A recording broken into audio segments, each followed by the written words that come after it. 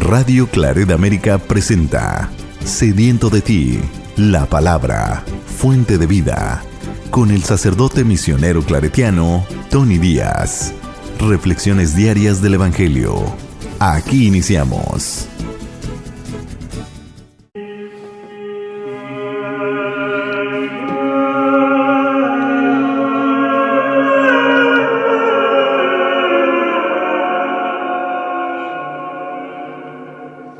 Bienvenidos, hermanos, a nuestras reflexiones bíblicas de las lecturas del día. Hoy es miércoles de la 10ª semana del tiempo ordinario,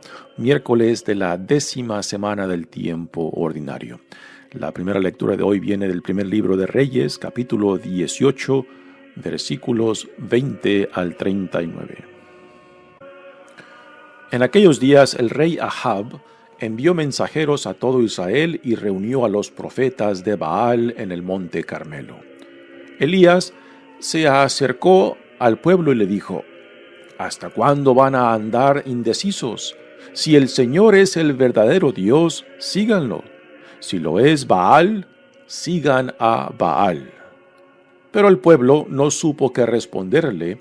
Entonces Elías les dijo: Yo soy el único sobreviviente de los profetas del Señor. En cambio, los profetas de Baal son 450. Que nos den 2 novillos, que ellos escojan uno, que lo descuarticen y lo pongan sobre la leña sin prenderle fuego.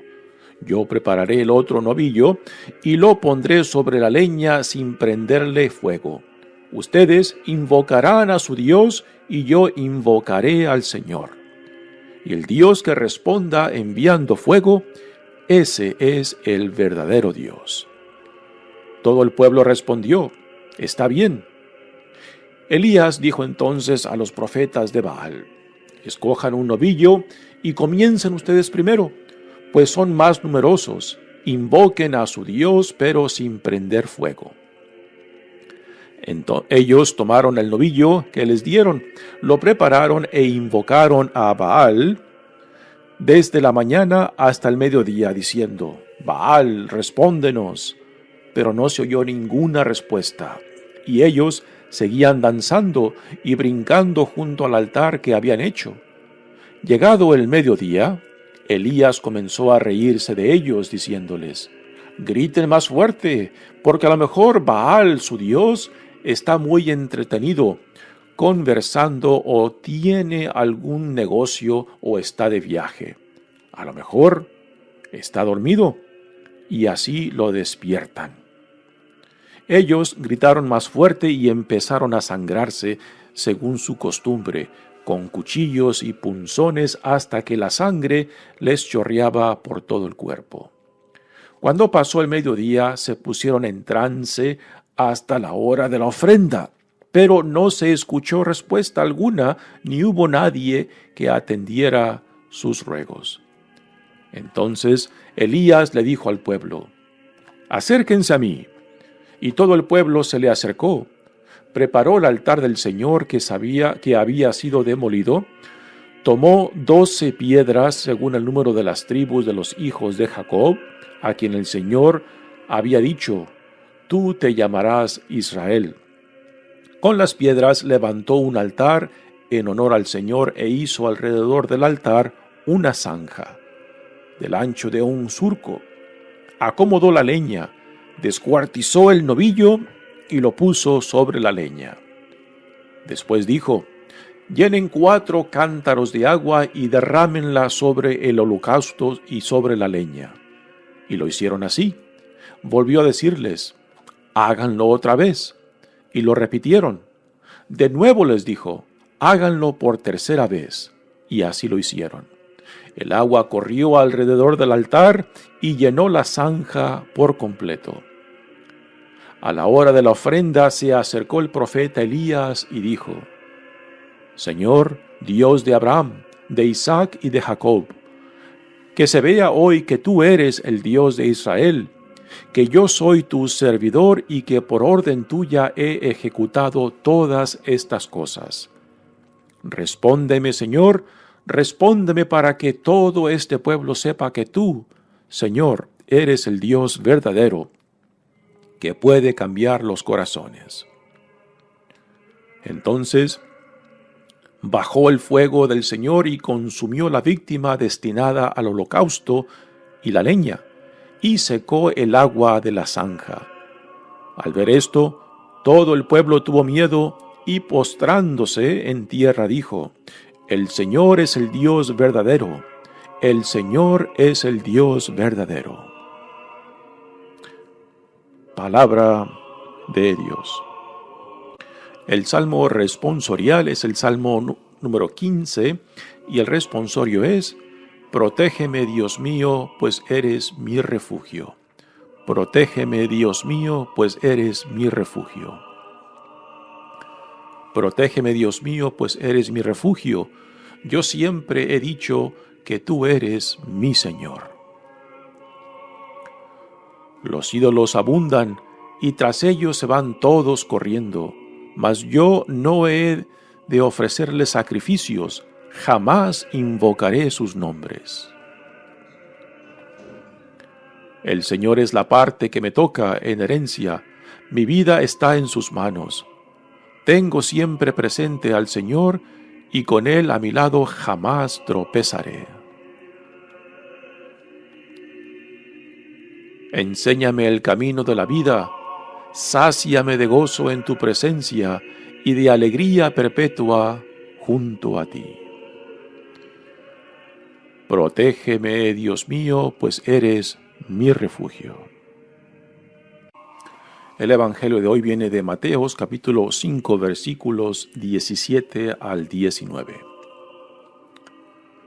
En aquel tiempo Jesús dijo a sus discípulos: No crean que he venido a abolir la ley o los profetas.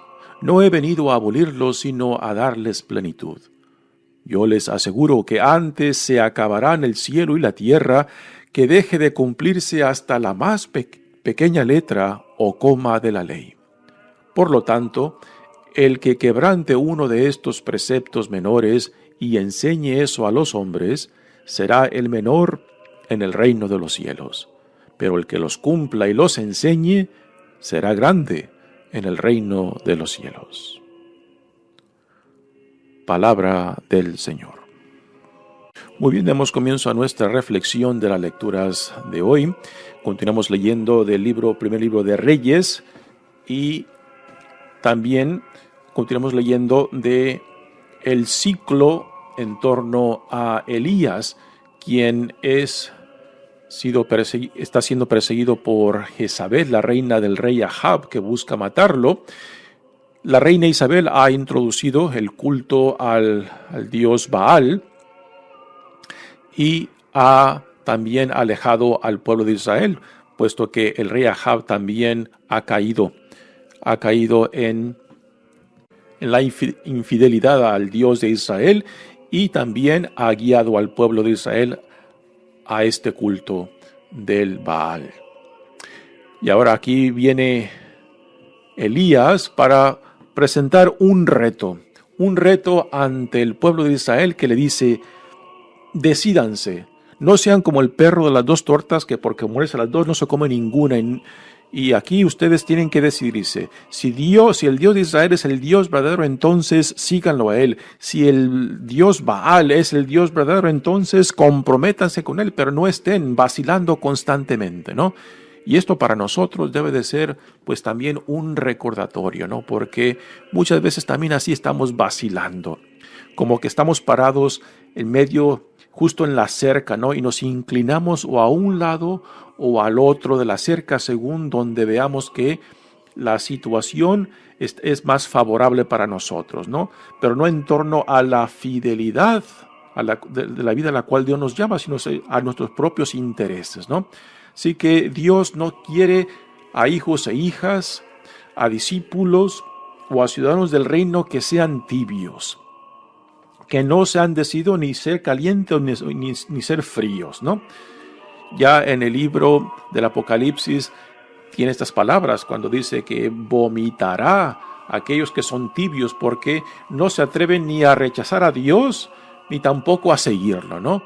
Así que Elías le dice prácticamente lo mismo al pueblo de Israel, que está indeciso, que por una parte se va tras el dios Baal y a veces a medias con el Dios de Israel. Y ahora viene y los pone ante esta encrucijada. O decídanse por el Dios de Israel o decídanse por Baal, pero tomen una decisión. No sean tibios. No estén parados en la cerca e inclinándose para un lado o para otro según sus conveniencias, ¿no?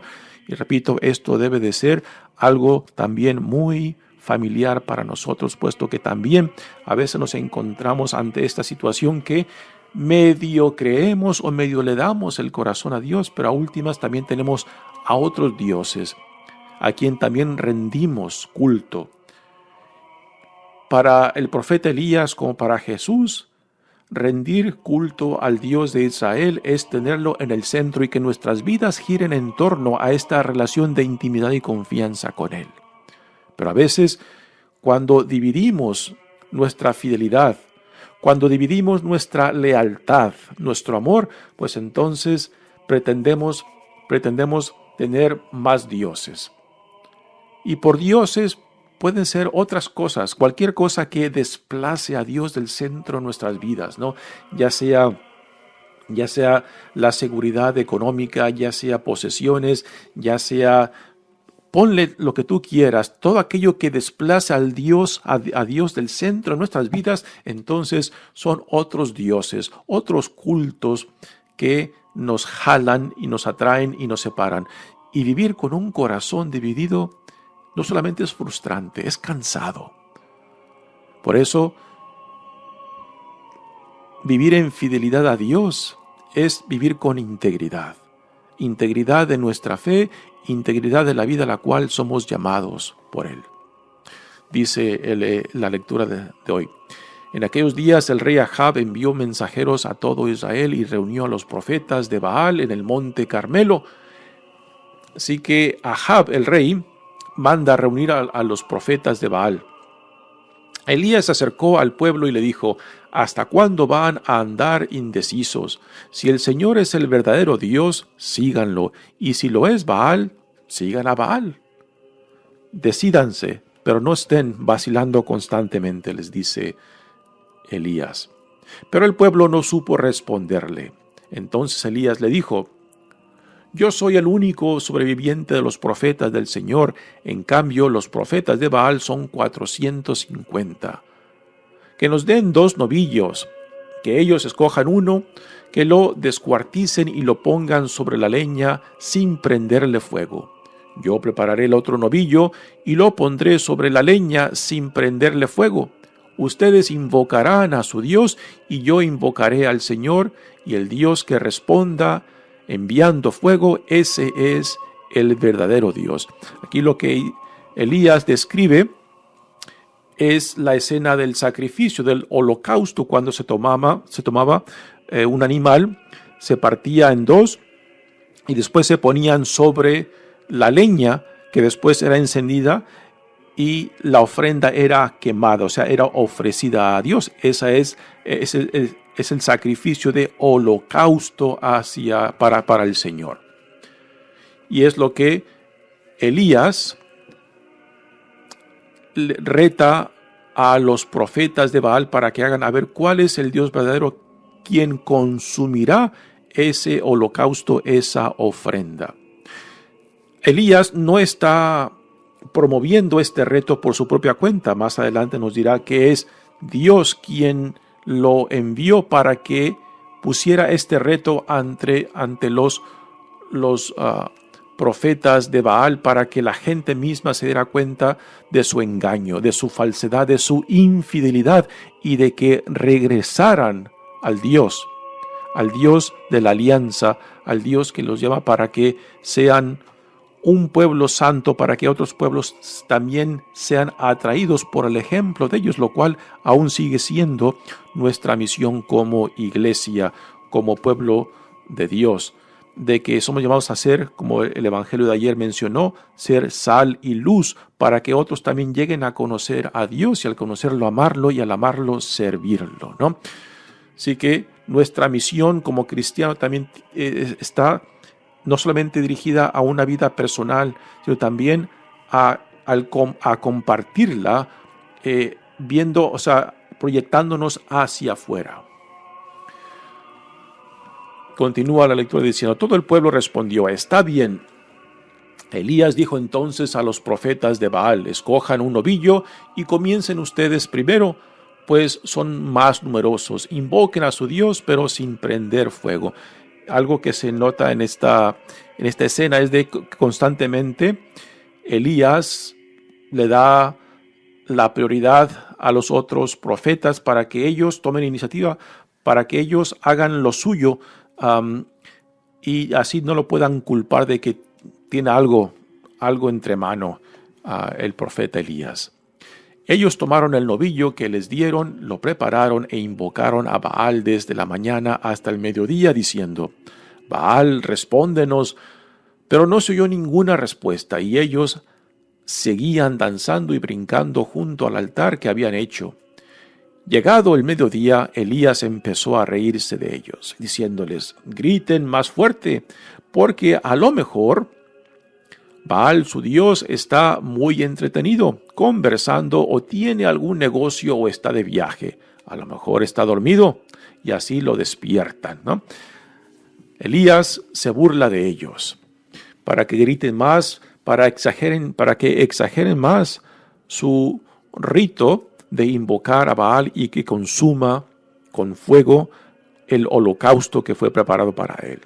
Y no ocurre nada.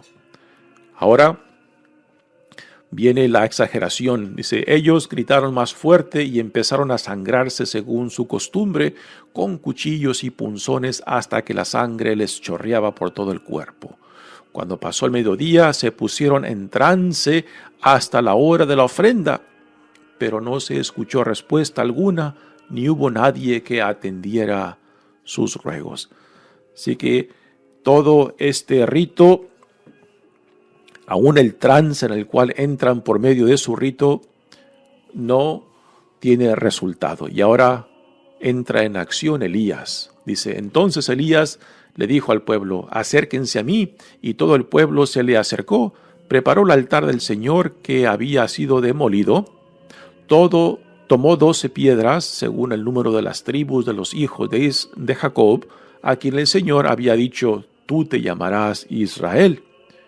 Con las piedras levantó un altar en honor al Señor e hizo alrededor del altar una zanja del ancho de un surco. Acomodó la leña, descuartizó el novillo y lo puso sobre la leña. Así que también Elías prepara el altar y la ofrenda sobre el altar y sobre la leña. Y lo que describe es prácticamente el proceso para quemar la ofrenda que se ofrece a Dios. A esto se le llama un holocausto. Después dijo Elías, como no solamente exagerando cómo Dios iba a llevar a cabo su hazaña para comprobarle al pueblo de Israel que el Dios de Israel es el verdadero Dios, hace que remojen con agua tanto la ofrenda como la leña, para que no haya ninguna duda de lo que Elías, mensajero y profeta del Señor, está haciendo. Así que Elías hace echar agua a la ofrenda para dejar claro, para que no haya ninguna duda de quién es el Dios verdadero. Dice: después dijo Elías: llenen 4 cántaros de agua y derrámenla sobre el holocausto y sobre la leña. Y lo hicieron, y volvió a decirles: háganlo otra vez. Y por tercera vez también les dijo que lo hicieran. Así que podemos imaginarnos que el altar que Elías ha preparado está empapado en agua, tanto la ofrenda del novillo como la leña misma. Y aquí uno se puede preguntar, ¿no? Si está empapado de agua, entonces ¿cómo se va a encender esa leña. ¿Y cómo va a arder esa víctima? Pues está empapado con agua. Y ahora viene Elías y ofrece su ofrenda ante Dios diciendo: a la hora de la ofrenda se acercó el profeta Elías y dijo: Señor Dios de Abraham, de Isaac y de Jacob. Esta es la fórmula clásica de cómo los profetas invocaban a Dios, el Dios de Abraham, Isaac y Jacob, 3 patriarcas. Que se vea hoy que tú eres el Dios de Israel, que yo soy tu servidor y que por orden tuya he ejecutado todas estas cosas. Aquí está, de que todo lo que Elías está haciendo no fue por invención de él, no fue por capricho de Elías, sino porque Dios se lo había mandado que hiciera. Respóndeme, Señor, respóndeme para que todo este pueblo sepa que tú, Señor, eres el Dios verdadero que puede cambiar los corazones. Y aquí está la clave de todo esto, que Dios viene a rescatar a su propio pueblo de su ignorancia, de su infidelidad. Y aquí el tema constante en el Antiguo Testamento y en el Nuevo Testamento. El Dios que en amor nos ha creado, en amor nos sostiene, es el Dios que constantemente viene a nosotros para salvarnos aún de nosotros mismos. Puesto que Dios, todo cuanto Dios ha creado, quiere que llegue a la plenitud de la vida para la cual hemos sido creados, ¿no? Y este es el tema central de toda esta escena muy dramática hecha para una película, ¿no? Uno puede imaginar esta escena pues puesta en una película, lo dramático que sería todo esto. Dice: entonces bajó el fuego del Señor y consumió la víctima destinada al holocausto y la leña, y secó el agua de la zanja. Al ver esto, todo el pueblo tuvo miedo, y postrándose en tierra dijo: el Señor es el Dios verdadero, el Señor es el Dios verdadero. Pero nuevamente, no nos quedemos simplemente con la escena o con el drama o con lo fenomenal de lo que describe. Todo esto que se nos da en esta lectura es para llamarnos a la fidelidad, para regresarnos a la integridad de vida a la cual Dios nos llama. Aquí en el Antiguo Testamento, por medio de la alianza que Dios ha hecho a su pueblo. Así que el tema central es el Dios que viene en busca de su pueblo, de sus hijos e hijas que lo han abandonado, que han rechazado y que ahora van detrás de otros dioses, ¿no? Y aquí Dios les deja claro, ¿no? O son míos o me rechazan, o están fríos o calientes, pero decídanse.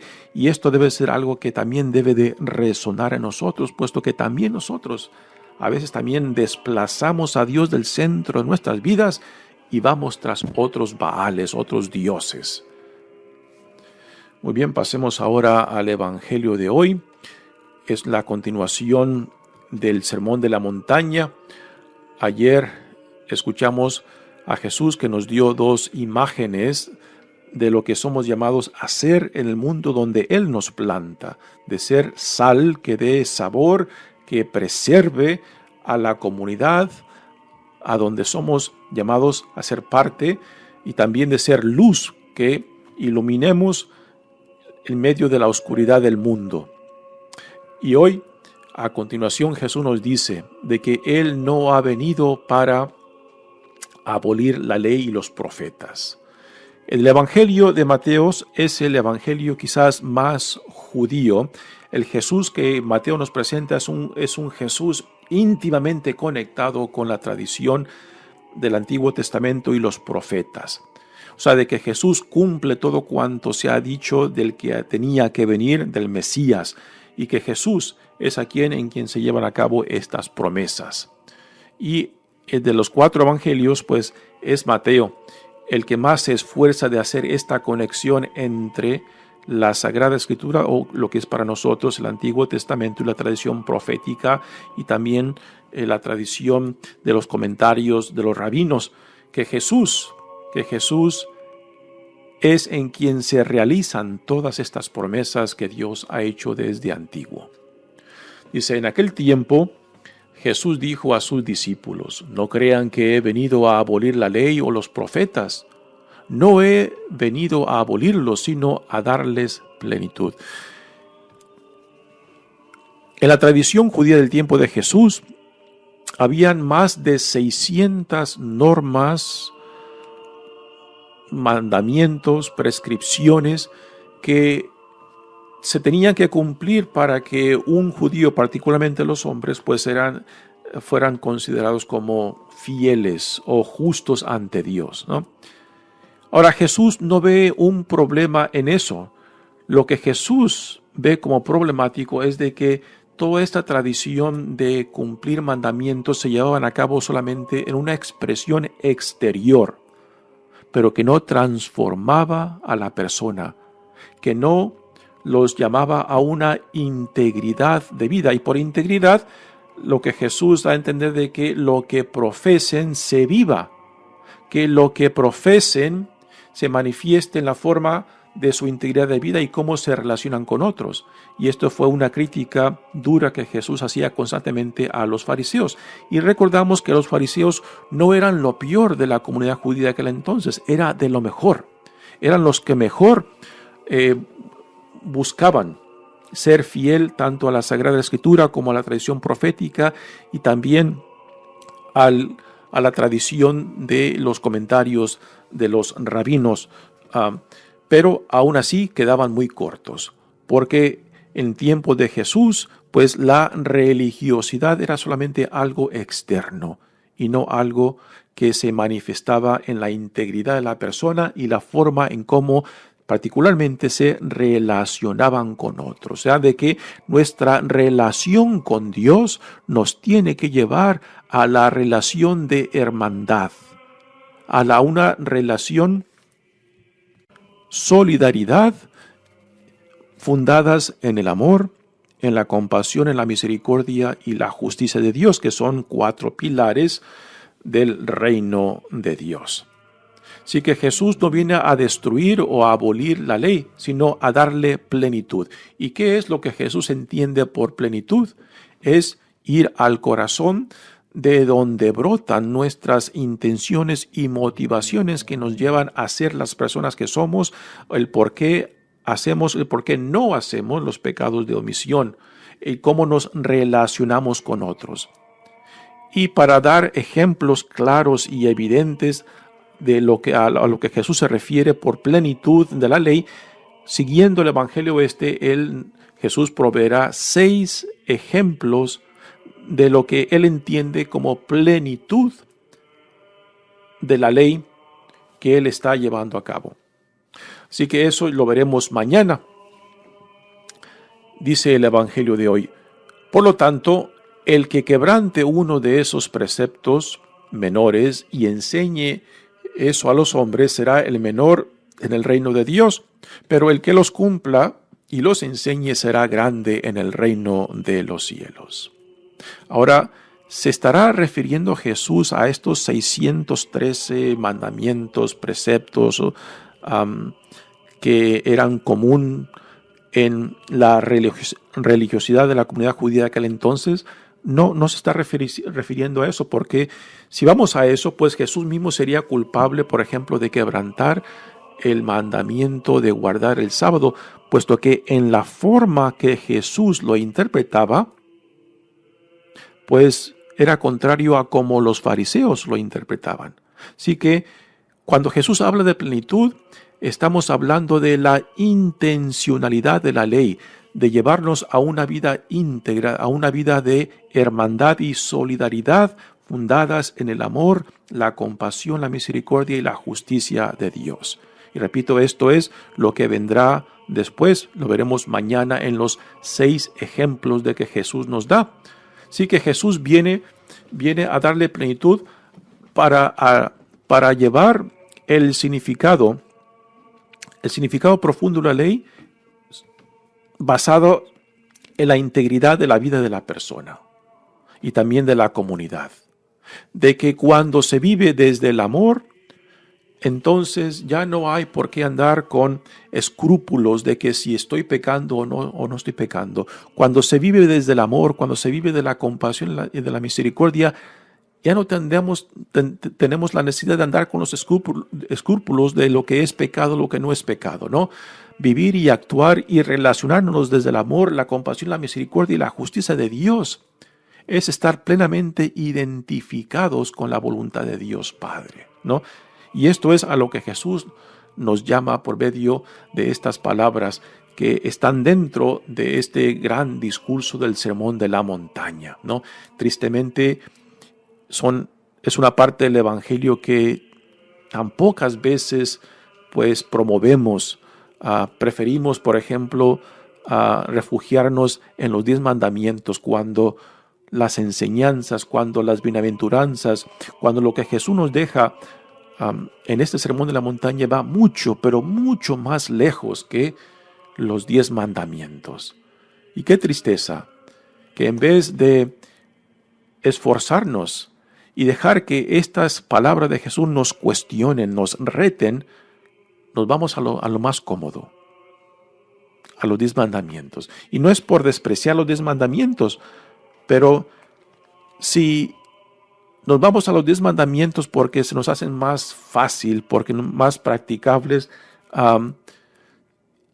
y en escoger los 10 mandamientos rechazamos las exigencias que quizás pensamos de que son muy exageradas y ni siquiera nos esforzamos, pues entonces podemos decir que en realidad ni siquiera le hemos dado la oportunidad a Jesús y a su evangelio. Y lo que a veces promovemos por cristianismos, yo pienso que a veces tiene muy poco que ver con Cristo. Y tiene más que ver con lo que preferimos, nuestras comodidades, nuestras preferencias y caprichos, ¿no? Puesto que lo que tenemos aquí en el Evangelio de Mateo, particularmente en el Sermón de la Montaña, son palabras que nos confrontan, nos cuestionan y nos llaman para verdaderamente hacer un examen profundo de la vida que vivimos y pensar que lo ignoramos y pensar que simplemente no lo tomamos con seriedad, pues ahí se refleja también qué es en realidad lo que preferimos cuando hacemos a un lado estas enseñanzas que Jesús nos ha dejado en este gran Sermón de la Montaña. Ya mañana veremos más en detalle a lo que Jesús se refiere por dar plenitud a la ley. Mi nombre es Padre Tony Díaz, misionero claretiano. Que Dios los bendiga. Radio Claret América presentó Sediento de ti, la palabra. Fuente de vida. Sus comentarios son importantes. Contáctenos en radioclaretamerica@gmail.com.